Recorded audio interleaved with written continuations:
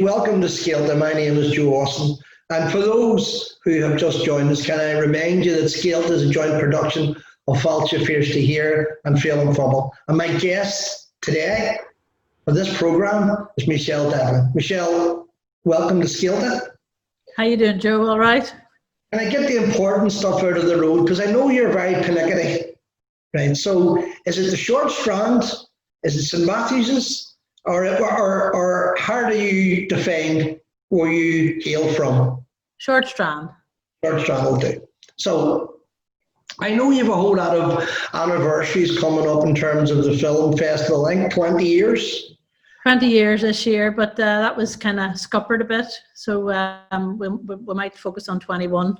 I think you probably will, and I think that makes sense. And also 2 years, if I'm right, 2 years of Doc Ireland. Yeah, Docs Ireland is our new documentary festival that we set up last year, and yeah, we're very excited about that new development. But this is year 2 of it, and again, we've big plans for that next year. Normally when we're doing things like that, at least when I'm doing things like that, I kind of find an introduction, I find something that you say, and they have written this book, or they have produced this film, or they have sang this song. So I want to try and avoid that with you, because you by definition are so diverse, and you know that. And I want you to tell me who you are rather than me paraphrase it. But it is fair to say you're the partner of the beloved Emma. Yes, that's right. You are the mommy of Fia. Yes, Fia, the 4 going on 5, and nearly a teenager. I heard that. Somebody said to me when I was asking about you, I was trying to get wee bits of information that I could embarrass you with. I have to say I didn't get any, but someone who you know well, and I won't tell you the name, and they said, "Oh, the wee child, oh yeah. She's going on 21." And yes. No, she's not. And I went, no, she's just like 21. Yeah. So tell me, if you can, tell me the beginning of the Michele that we all know. So short strand. Tell me about the short strand when you were growing up. Yeah, I suppose I was born in 1965. So when I was young, I suppose with the early 70s, my abiding memories of the Troubles probably in my early years.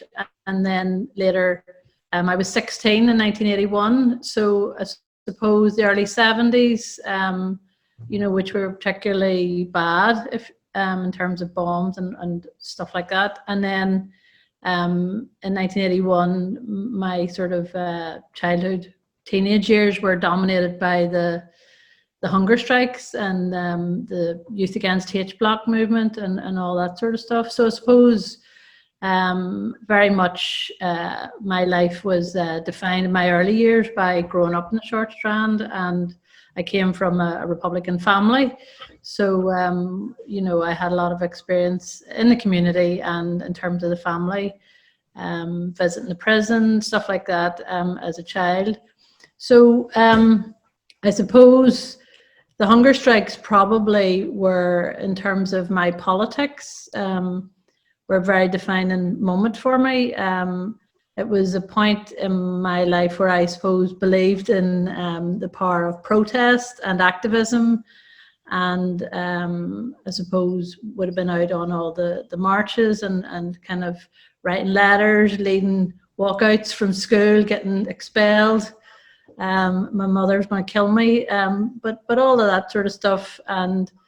And then later, when I went to university in Manchester for a couple of years, I again got involved in, you know, anti-poll tax, you know, all the sort of stuff that was going on around the 80s in England. So I suppose it was the hunger strikes really, and that period of activism that really informed the person that I am. Were you a happy child? Was life an adventure or a burden? Yeah, I was very happy. I was always looking to, I suppose I was always looking to travel from as early as I can remember. I always was fascinated by the idea of traveling, and we didn't have much, you know, we had no money, but I always remember the first thing I did was when I could get a post office savings account, and I would put something like £2 in it, every week, and just started saving up. And it was a wee blue book, and it was like that. I'm going to travel when I have enough money. I'm going to travel to America. Was the one place that you sort of knew most then. And then when I was sort of in my late teens, I got a job in an organisation called Belfast Exposed, which was very much in its early days with Danny Burke, and it was on Mulholland Terrace. And my first job was a YTP job, and I was in Danny's living room as the admin worker in Mulholland Terrace. And that was steep learning curve, that's understatement. So that was my first job. And again, it was something like a pittance of money, but I would give half of it to my mother, and I would take a bit of the rest and put it into the savings account. So that was my first kind of, I suppose, big target. Whilst I was happy and I kind of really enjoyed the sense of community.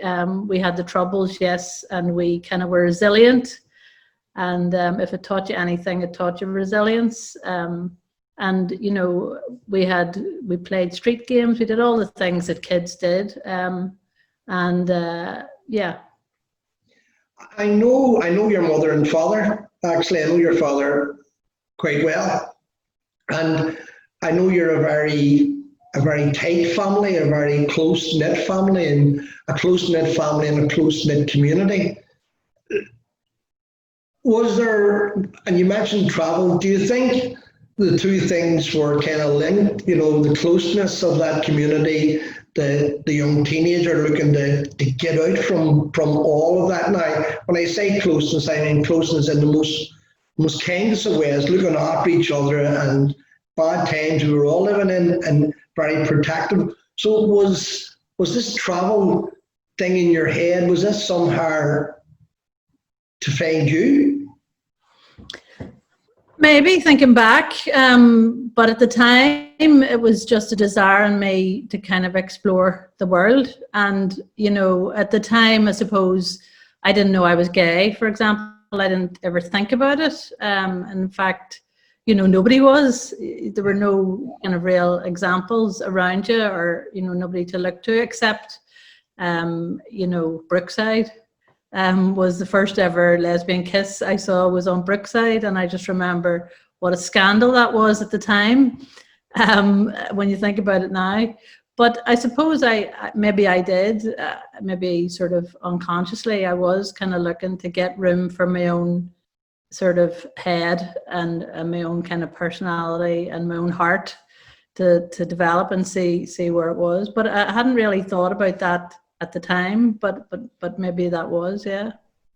From the Short Strand to Manchester must have been like a moon journey, from that small area with its own identity, very distinct, very protective, to this cosmopolitan Manchester, the uni and all of that. Did you make the journey? Did you make that transaction? Did you make it well? Well, I suppose it took a bit of a detour on the way to that, because I went to America first, and I took my savings and I took myself over to Michigan. I dropped out of school and left the A levels behind, and just thought, no, I'm getting out of here. So I was kind of, I had kind of got disillusioned with school, and I think I just found a lot of the teachers very conservative, and I just got disillusioned, really. And then after a while, I liked America, and I liked the vastness of it, and I liked, the people, but there was just something in the end I found that wasn't for me, there was a lack of depth or something that, and I came back home, and then I decided to go back. And I did a couple of A levels in a year in Biffy, as it was then, and then I went to Manchester after that. But yeah, I mean, I kind of came across a lot of anti-Irish sentiment from people in uni, mostly kind of, I'm not allowed to curse, but people who weren't very enlightened people, and I sort of quickly removed myself from that circle. But you did, I mean, one of the interesting things was the broader left-right politics came more into focus for me there, and you just got a better sense of the haves and the have-nots, whereas here that would have been more clouded with the kind of, the orange and green politics for me. So you mentioned the late Danny Burke earlier on as someone who you had encountered. And strangely enough, last week I had Niall Carson, a young photographer, an award-winning photographer from Belfast, and he also talked about this encounter with this amazing man called Danny Burke, who made every photograph an adventure and every photo shoot the last one you're ever going to do. So you better get it right. This is really, really, really important. When you left university, what were your plans? What did you have in mind for the rest of Michelle's life? Well, I was always interested in photography and images from I could remember. I had one of the wee Instamatic, the wee long cameras. Yeah. And I just always was interested in images. I don't know where that came from. But it stayed with me. I set up a after schools darkroom club in St. Monica's where I went to school. And I'd go in there and I just would get lost in, developing photographs. I then talked my father into putting a wee space in the roof space and turning that into a darkroom. So I used to just spend hours developing photos. I was very fascinated with the technical end of development, and when I went to Manchester, that's what I studied, technical sort of nerdy photography stuff. And then when I got out, I just thought, well, I quickly got bored with it because once you know it, you know it. So there's nowhere really else to go with it. So I then went back to uni at Queen's and did a degree in media studies, or what did it? No, sorry. I did a master's in Queen's later. I went to University of Ulster up in Coleraine and did their media studies degree. So so I sort of did a roundabout way, but eventually got there. And Springvale, you arrived at Springvale to just kind of embrace the skills that you had learned and to pass them on. And I know you encountered many women ex-prisoners, among others there. Were you daunted by this? You had became the tutor rather than the pupil in Springfield. Was that a difficult task for you? Yeah, no, it wasn't.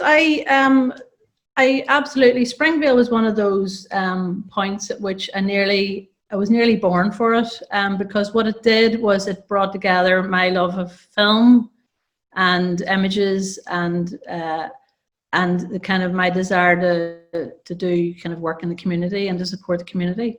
So I remember thinking at one point I have to either choose film and photography or community work, or youth work. And then somebody said to me, well, why don't you find a way to try and do both? And that was a bit of a revelation to me because, you sort of were thinking, oh, right, I have to go and study youth work or I have to go and do this. So in Springvale, I was able to, Springvale was amazing. And Mary Lyons, who ran the place, gave you free rein.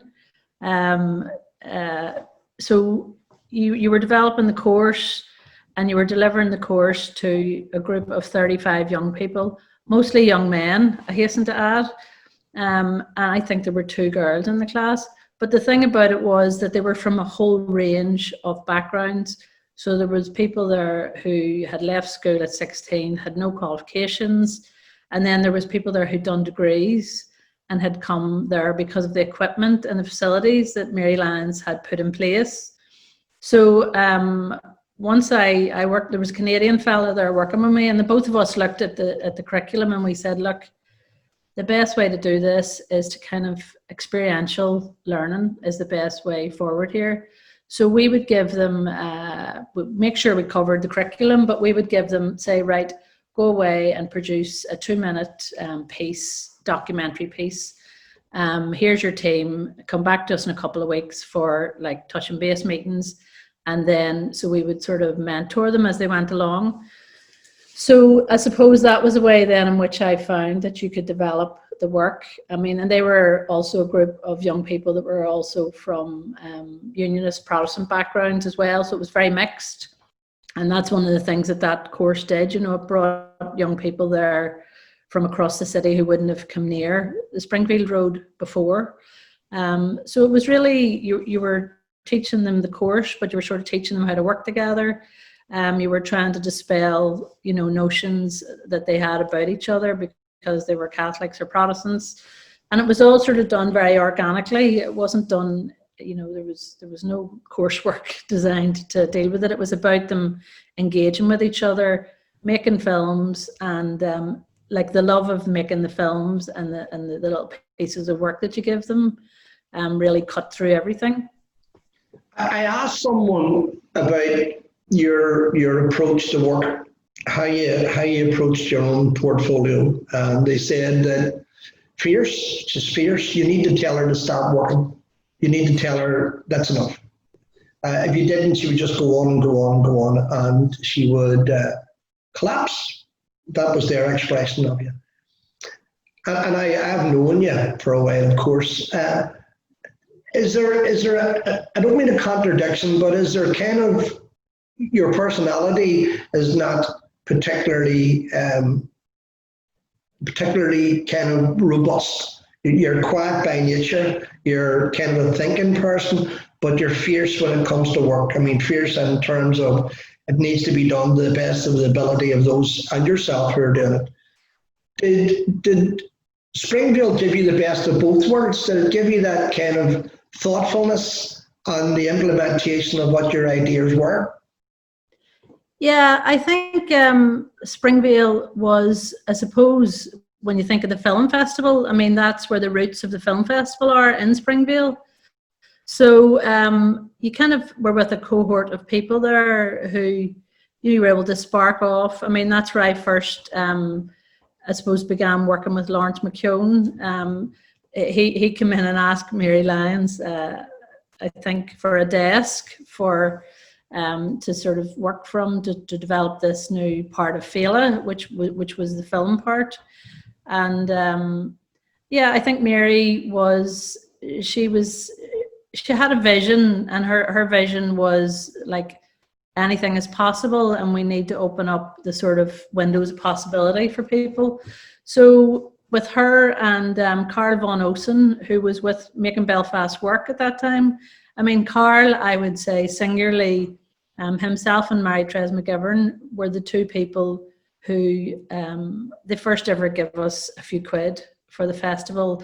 It was part of Scéalta, but everybody was doing everything for nothing, and it would have very quickly disappeared had it not been for them. So yes, I suppose is the short answer to your question.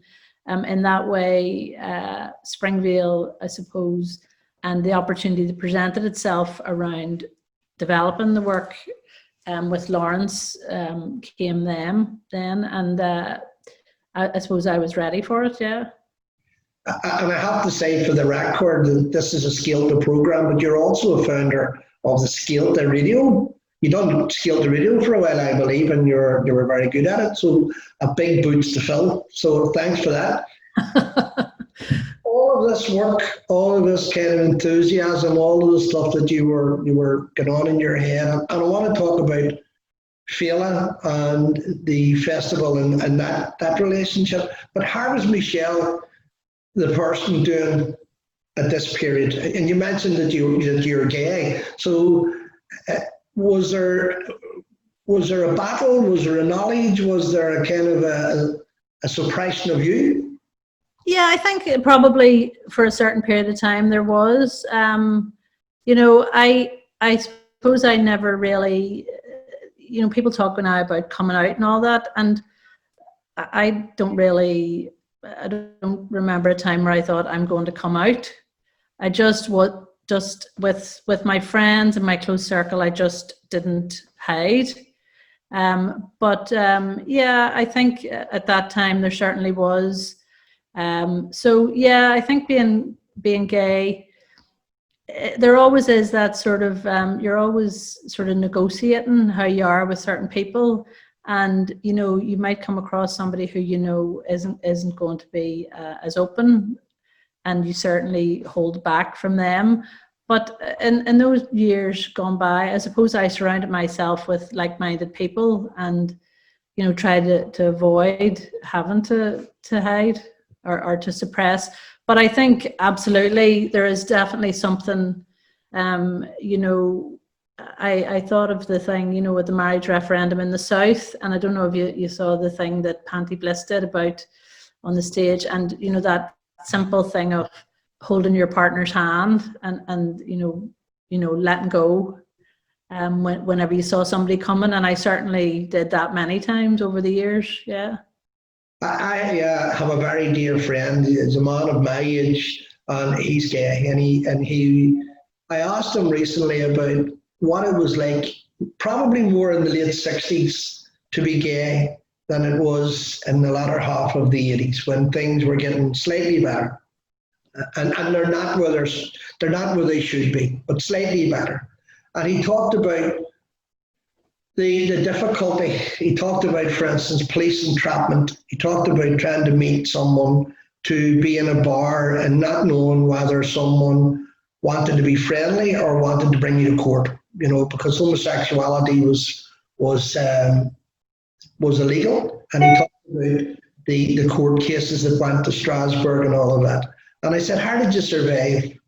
And he said, well, look, at that stage, Joe, to be gay, you had to be a male, and to be gay, you had to be pretty, or you had to be witty. And I was pretty witty. So for me, that's just as you say, you know, you nearly had to survive despite what was going on around you and all of that. And I know your family were loving, and I know that, and maybe it wasn't the shock that we all imagine our families will think it is. Maybe it's families know this before we know it. Well, I suppose at a certain point I was thinking, like, they're bound to know. And then I decided one day to sit down and talk to my mother and father. And I kind of, I built myself up, and I went over to the house, and I said, I need to come over, I've something I need to talk to you about, to my father. And they were both there when I phoned. And then by the time I got there, my mother wasn't in. And it turned out my dad thought I was going to ask him for a lend of money. And he had it ready, of course. So I sat and told him, and I have to say, if you wanted a perfect script of a response from somebody, you know, I got that from him. He was absolutely brilliant. And then my mother came back from where she'd been, and I had to do it all over again. So I was the second time round. and he didn't give me any help either. Can I take you on to Scéalta? Most people who will attend Scéalta now today probably won't know that the film festival in Scéalta were joined at the hip. In fact, they were part of that. I remember meeting the actor Stephen Ray with you at a festival Scéalta event in, I think, the Kennedy Centre, when you were leading him around, very tall individual, and you were about the size of me, leading him around through people, and he didn't really seem to have a lot of sense as to where he was. Very talented man. Yeah. And I also should say that you pioneered drive-in movies in Belfast, down at the paint store down on the Shore Road. So, or down at the docks. Yeah. So, how did the idea of Inside Scéalta, a film festival, how did that happen? Well, it sort of started off, I suppose, it came from Lawrence and a couple others. Brian Campbell was another one, but really they wanted to make H3, and they were sort of trying to get the money together to make a film, and it took a long time. It was obviously a kind of passion project for them. But they then looked at Scéalta and said, well, Scéalta has every element of the arts in it except film. So that's how it came about. So in the early years, Carol and Margaret and people like that, they all helped out. And I was in Springvale at the time, and I basically got all the students from Springvale to help. And then there was a cohort of volunteers. But the patio restaurant in the Kennedy Centre was the kind of the main hospitality area, and we've loads of pictures of, Stephen Fry and people like that, and Martin Sheen running around. But at that time, we hadn't got a penny. The film festival just didn't have a penny. And in fact, one year we had something like £6,000 from the council, and there was a whole period of sort of political, I suppose, vetting of arts groups, and they took 4,000 of the 6,000 away from us.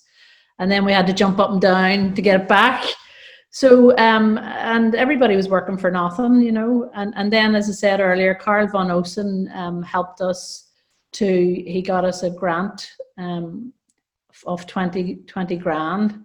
And at that stage, I had to, there had been 4 film festivals under the wing of Scéalta, each one with different degrees of success. And I think what happened, because it was during the summer, and people didn't really want to go into the cinema, and they often thought, oh, we can see that later.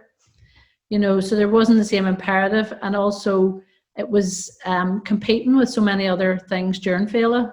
Yeah. So there was a lot of live events on, and I think that was the key reason that it didn't work as well as it could have during Scéalta, because there were so many other things happening that you wouldn't be able to see later, and film tended to sometimes be the casualty of it. So we talked about it, and after 4 years of it,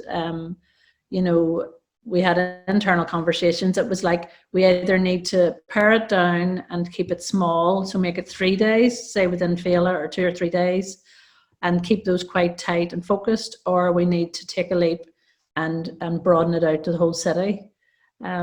So we decided to take the leap. I mean, and it wasn't a decision taken easily, because we were very kind of attached to the origins, but for me it was a no-brainer.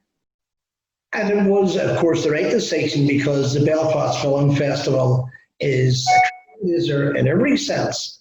But we talk about the arts, and we talk about them as if they're something that's monolithic, and people are very friendly and they're very cultured, and they're all of that. And of course, like any group of people, it's quite cutthroat, and it's quite kind of there's an element, I suppose, as in life, of things being a wee bit snobbish, maybe, or politically precious, or artistically precious. So this woman from the Short Strand, who really is known within a limited circle, decides, hey, I'm going to have a Belfast Film Festival. And what kind of reception did, with the established film buffs, that you receive? There was a lot of bullshit, to be honest. Just say it like it is, Michelle. Which we kind of did what's best thing to do. We just ignored it. There was a lot of people. There were some people pressuring us to do, like red carpet things, to have, you have to wear the tux and all this. And I said, well, look, there might be occasions where that's something we do, but that's not going to be a policy. We want this to broaden people's horizons, and to be something that people who maybe don't even know what a film festival is about, or don't know what film they have never looked at a film from South Africa or a film from Portugal, and that we want people to say, God, that's really interesting, because it appeals to me because of this. We don't want them to say, look at that pile of Egypt running about on red carpets in tuxedos. So a lot of festivals have this as a sort of an issue, and I know that it happens where some festivals come under pressure for that, because sponsors like all that, and sponsors like the big red carpet thing, and they like the big guests, and it is a hard act to balance, because you are always trying to say, well, look, how do we keep this as accessible? We keep our prices really low, and how do we keep this as accessible as we can, but also kind of give it that bit of pizzazz that people sort of associate with film festivals? When you decided that it was a festival direction that you were heading, did you have premises? I mean, where did you work out of? We were in the North Street Arcade, and we had a space down there. It was absolute hole. It was soaking, it was freezing, it was damp. Whenever the North Street Arcade fire happened, I said I was surprised ours burnt down because it was so damp. There was mushrooms growing upstairs. It was terrible, but it was for nothing rent wise, and we went down. And I mean, one of the things when the North Street Arcade fire happened, one of the wee stories I have is Mary Lyons had lent us a piece of equipment from Springvale, which was worth something like 20 grand, and it was like a mangled piece of metal. And I remember phoning Mary Lyons and going, Mary, and I was absolutely beside myself, because it was probably worth the most of anything that was in the building. And she just said to me, Michelle, it's all right, I'll put it through the insurance. Oh my God. I remember North Street Arcade was a great place. It was really bohemian, and you had people that made jewellery in one shop and people who made food without any food in the food, and you had people who painted and people who sculpted with toenails and all that sort of stuff. But your place, I was in it a number of times with Sean Osborne, flute, and it always seemed to be full of, and I say this endearingly, I don't mean this to be, but it seemed to be full of people who had nowhere else to go. It seemed to be people who were dropped out and fell off the edge of society. And I remember one day you putting everybody out, just coming in and saying, what are you all doing? And more important, who are you? And everybody just kind of left and went round the corner until you left and went back in again. Well, I know that I'm not saying that you're a megalomaniac, but I know that you're, in terms of your work, that you're disciplined, and you're disciplined to the extent that the best you can possibly do.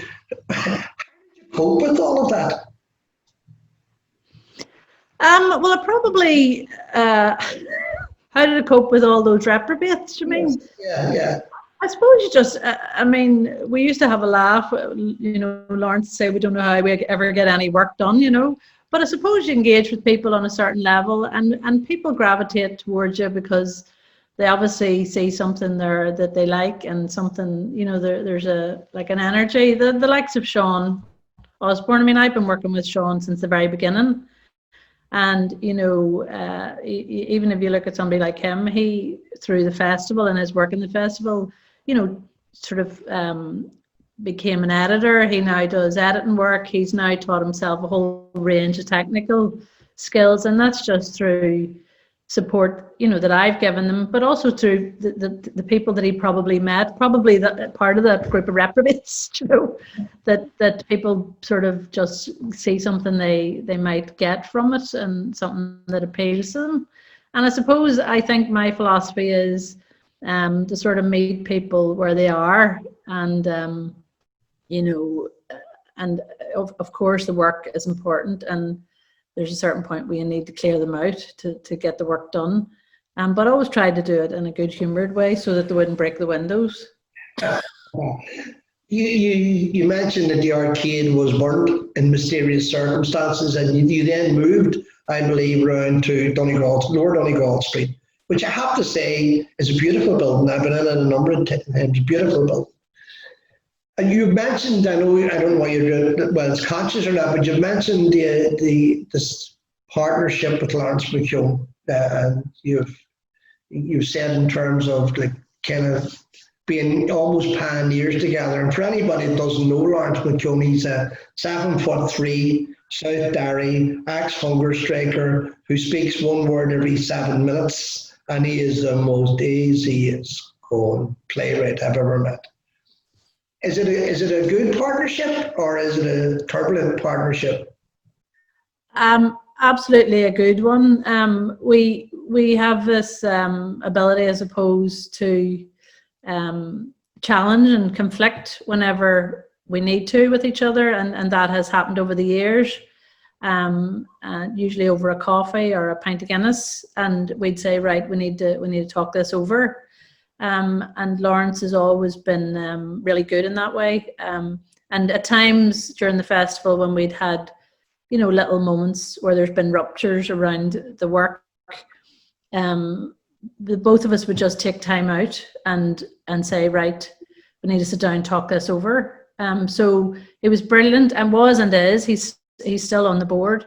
But Lawrence was brilliant, and became one of my closest friends, and is very much a valued colleague. And Lawrence went on to be on the Northern Ireland Screen Board of Directors, and he did great work there in promoting the exhibition sector, a sector that gets kind of left behind sometimes. I think the stuff, the production is where the big fancy money goes. But Lawrence did a lot of really good work, and also too is still supporting the festival. We're now in 23 Donegal Street, but one of our, I suppose, visions is that we've been working towards for the past 5 or 10 years, really lobbying, is a new film centre in the city centre. So it would be a film centre that would have 3 or 4 screens in it, an outdoor projection space. It would be in the north end of the city, which is very neglected part of the city. And it would be something that we would hope would have a lot of outreach facilities, that would have, social spaces, and that would house offices of all the organisations that were relevant, but around education and learning and community development work, as well as films. If it's any consolation to you, I was talking to Lawrence about you, and he spoke about you. And I know you speak about him in very endearing ways. He spoke about you in very endearing ways. And he said that, if you want anybody in your corner that's loyal, that's forthright, that won't give you any bullshit. So just for the record, he said the same thing about you. Well, that's good. In terms of, I'm just trying to imagine, and I know that Scorsese, for instance, is someone, I think, is he a patron of the Belfast Film Festival? No, not him. No, we haven't got him yet. Or maybe it was someone you were looking for. Maybe that's what it was. I'd say so. How do you see a film in a catalogue, or you see it through the trade, and you want to put it on in Belfast, you want to get that. So how do you go about it? How does that happen? You've got limited funds, a lot of volunteers, you just go on gas more often than petrol in terms of your finance and your resources. So what's the mechanism? Do people know about the Belfast Film Festival within the trade? Yeah, I mean, that's happening more and more now. I suppose the bigger we've got over the years. At the beginning, they didn't, and the process is fairly straightforward. You'd normally see a film. You go to other festivals so that you can see the films in advance, and then you put in a request to the distributor. And this is, the film's just been made, and you say to the distributor, look, we'd like to premiere this in Belfast. And we are small fry in the film festival world. It's a small city. They judge you on the size of your city or the size of your country. It's straightforward. And a city like London or Glasgow, much bigger population, would always be favoured over us. But we try to kind of, pull as many strings as we can, and sort of try and feed into anybody we might know who's associated with certain films. And then, once you get to know the distributors, you kind of go and try and network and get to meet them and get them to like you and get them to like what you're trying to do. So over the years you build up those relationships. But for example, getting somebody like John Cusack, for example, or Ken Loach, or we would just keep asking. I mean, I think we asked Ken Loach about 20 times before we got him. And somebody like him, he's brilliant. And it's just, if he's busy, you go to the back of the queue because his filmmaking is his priority. But somebody like John Cusack, then we went after him rather than going after a film. And there was a guy, Kevin McCabe, who I don't know if he's a friend of Fela's, but he's certainly a sort of... Yeah. So Kevin then helped us to get on to John Cusack. And again, what they do is that there's so many people asking them to do these things that they just sort of, they judge it on who you are and then what you're doing. And you kind of, it's up to us to try and get them to know very quickly what our politics are and what we're about. So I suppose that there's the kind of straightforward way, which is getting to know distributors. They're the people who own the film. And again, they just look at what size is your city and what impact it will have. One of the things, and I said at the beginning of the programme, and I said at the beginning of every programme, that Fáilte Fiarsaigh here is a joint producer of the programme, of the Scéalta programme. And we deal with tourism and we deal with tourist attraction. We try to sell West Belfast in its entirety. And sometimes the pandemic is an unnatural period, but sometimes prior to that we were very successful. Sometimes we were not as successful we thought we should have been, unmerited. Is Belfast for you, is it a turn off for some people to either show their films or to be here? No, I don't think it's a turn off. I think it is literally, it's a cutthroat business, the film business, and they literally will always do what's best for their film. So if they think that, and getting premiere status of a film is a big deal. So if they think that they might get into, for example, a lot of the people we talk to, because Cannes is in May, a lot of people we talk to say, oh, well, I've applied for Cannes and I can't say yes to you until I know about that. And like, we could tell them 9 times out of 10, they're not going to get into Cannes, but they have to know that themselves. So they have to discover the hard way. Doc Ireland, which I think is 2 years old this year, I think it is this year. So tell me how you discovered that or how that came about. Well, in the festival, I suppose part of what we've been delivering each year, there's been, I would say, more than a third of our films would have been documentaries. And the more we kind of went around and looked at specialist documentary festivals, the more we thought, is that something that we should diversify into? I kind of, we were hesitant because of the money. But what documentary film festivals tend to do is to be more industry focused. So they're more sort of for filmmakers. They're more for getting people in who give money to make films, who buy films and distribute films. So this was all new territory to us. And we just wondered, had we the capacity to do it? And then we have a new chair, Mark Cousins, and Mark has been the chair for a couple of years, and he's very well connected internationally, and he also is a documentary filmmaker. So he was keen, and then we've had about the 10th conversation about whether we should set up a documentary festival, and we then said yes, let's do it. So we did the first one last year, and we 5,000 people attending over 5 days. We decided to make it an all-Ireland event because we wanted something that was pointing to the island of Ireland and that was about the island of Ireland.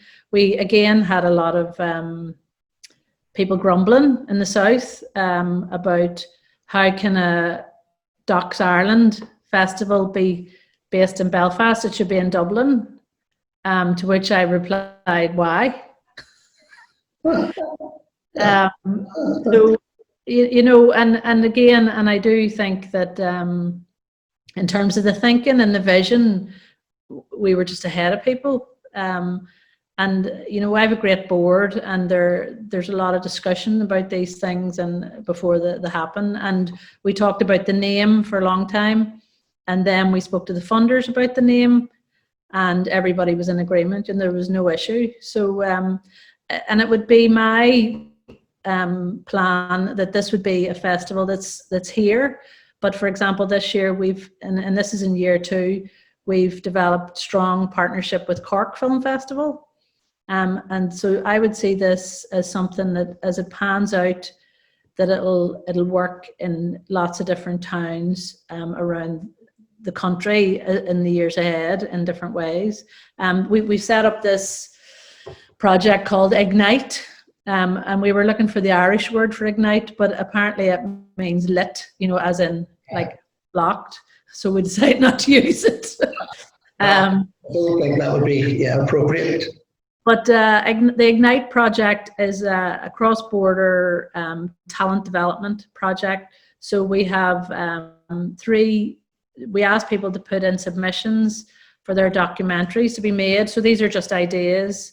We got a load of ideas in from sort of first-time documentary feature makers from across the island, and then we select 6 and just made sure that we're gender balanced, and 3 from the south, 3 from the north, 1 in the Irish language, and that will then, they'll have a series of workshops throughout the year to help them towards making their documentary. So there'll be workshops in Cork, which were November, and then we'll have workshops on the border, and then we'll have workshops in Belfast next June, and with the view being that those 6 documentaries get made. So that's new sort of work for us, and that's one of the things that Docs Ireland has brought, and you're sort of supporting the types of stories that get made, and that's exciting, and that's new for us. And long may it last, of course, because it's quite a rarity in the arts that people have that opportunity. I want to move off on the different things, but I couldn't finish without talking about the Armagh film that you produced, which I don't know what effect it had on you. I don't know emotionally what effect it had on you. And I know that the people who took part in it became and remain your friends. But I've watched it a number of times, and it is emotionally soul searching. It's so. Was it difficult for you to make? I don't mean financially, but I mean emotionally.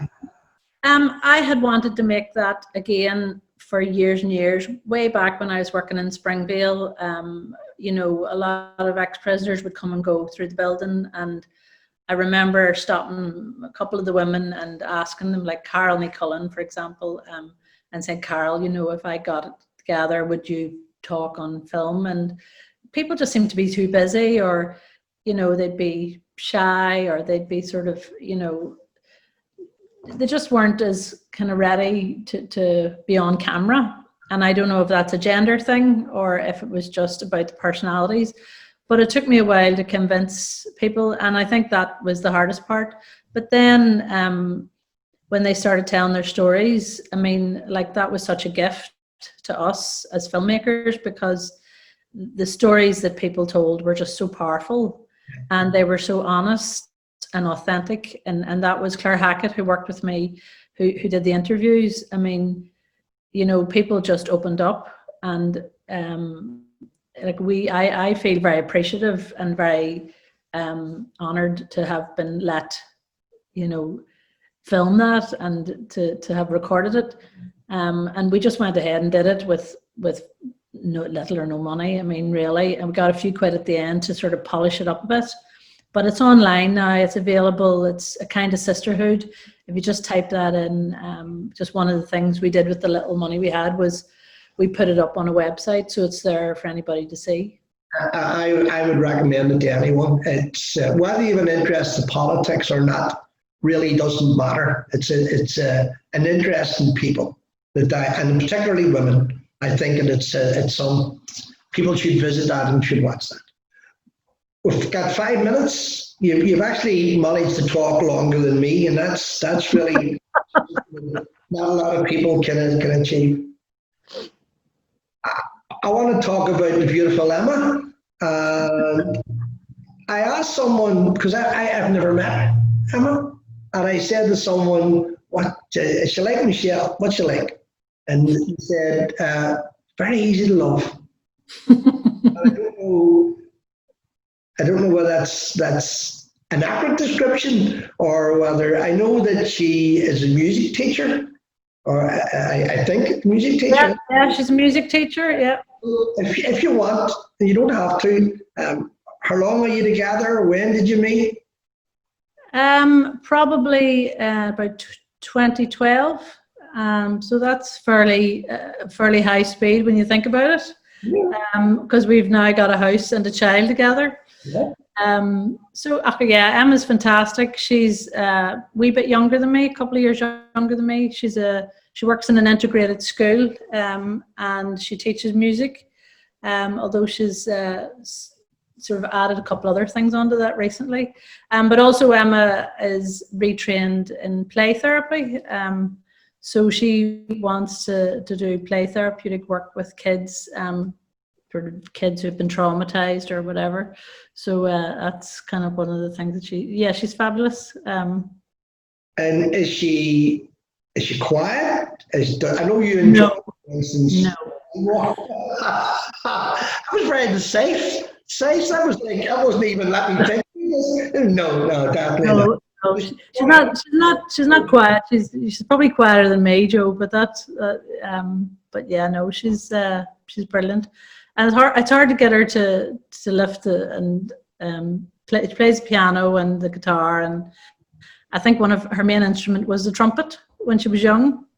So she has played the trumpet a few jazz numbers for me, but it's hard to get her to lift something and perform. Is that because she's shy, or is it because she lacks confidence, or bloody perfectionism, you know? So she'll do it when she's on her own, but she's just got a sort of big perfectionist streak. But she did. My uncle died a couple of months ago, about 3 months ago, and Emma sang in the graveyard with her brother. She sang the Robbie Burns "A Fond Kiss." Yeah. So that was one moment where she didn't mind doing that. Lovely, beautiful song. And Fia, who's the boss of the house and everybody, born to a fireworks display.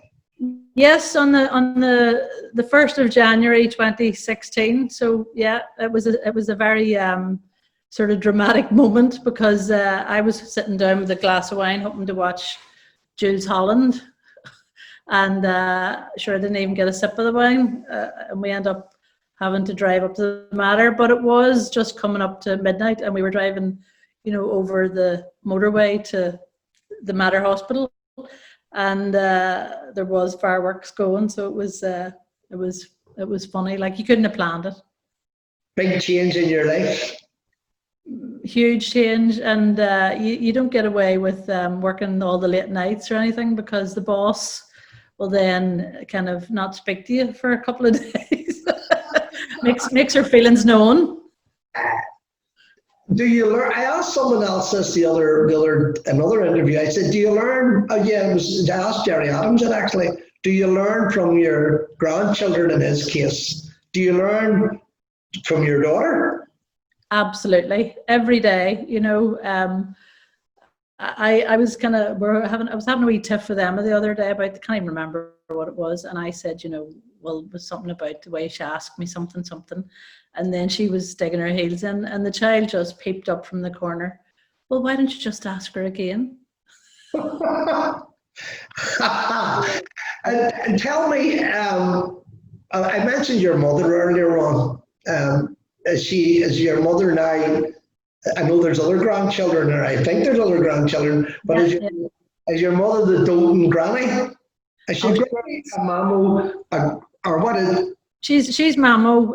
Fia goes to Skull and Drogheda on the Orme Road, so we're all learning the Irish in the house. But yes, mammo absolutely loves her, and I mean, she has a whole bunch of grandchildren, but I think Fia's one of the younger ones, and but she's great. She'll go in and she'll occupy herself. There's a wee box of toys sits in the corner, and they just go in and turn them upside down, and just plant themselves in the middle of the room, and they're happy as long as they're in the center of everything.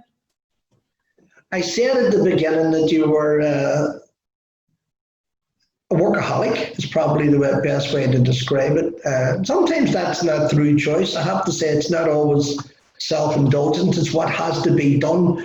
I know that you used to, or perhaps you still do, enjoy hill walking and getting away and getting your head sharp. Can you still make time to do that? Oh, I do. I make a point of it, Joe, and I would have good friends in the west of Ireland in Connemara, just near the Renville Peninsula there, near Clifton.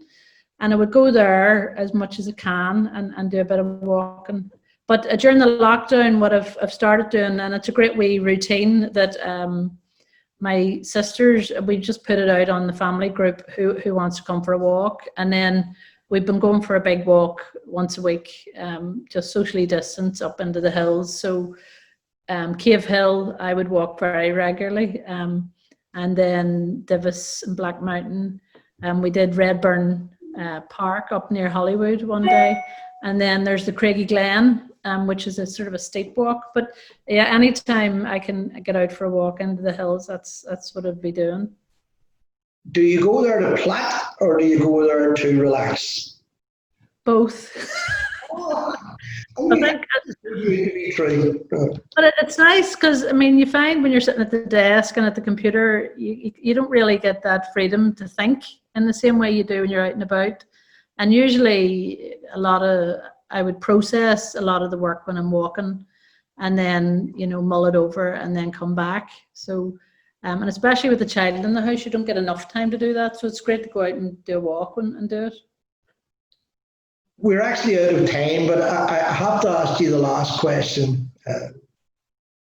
Just because we need to finish, it's something, we can't leave it hanging where it is. Things to be done on your checklist, and I'm not talking about buying Christmas presents. I mean, you talked about a purpose-built building that would incorporate the art that you're heavily involved in. Would that involve a training aspect to it? Would it be a bigger version of Springfield, for instance? I think it would be something, what I would hope is it'd be something like we haven't seen before, really. And people say, would it be like the Mac for film? And it wouldn't. It would be much more integrated into sort of the needs of the community and the needs of the sector. So it would be, I think it would very much involve education and training. And it would be a building, and we hope that it will be a building that the actual physical building would inspire people as well. That it's not just a building plonked in the city centre, that it's something that's kind of, that the city centre sort of in the arms of the city centre, if you like, and that community and people are very central to it, and that it's not for the bourgeois, that it's for, for everybody. And that's on my checklist, to be part of that and to support the development of it and the realization of it, and to make sure that whenever it is up and running, that the ethos is very strong to the ethos of the film festival in particular. But there are other arts groups that are kind of with us on all of that. There's a big group of stakeholders and funders that are involved.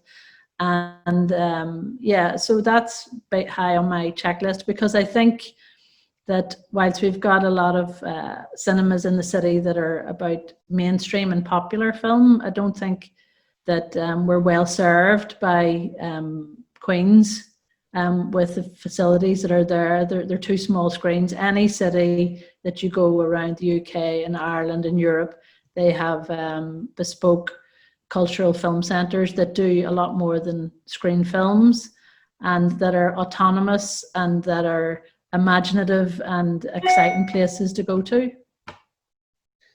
Michele Devlin, on those words of wisdom, I have to say it's been a great hour we've spent together. I want to thank everybody that gave me bits of information about you. And I don't normally do that because so far it's all paid off. And thank you for being the guest of Scéalta.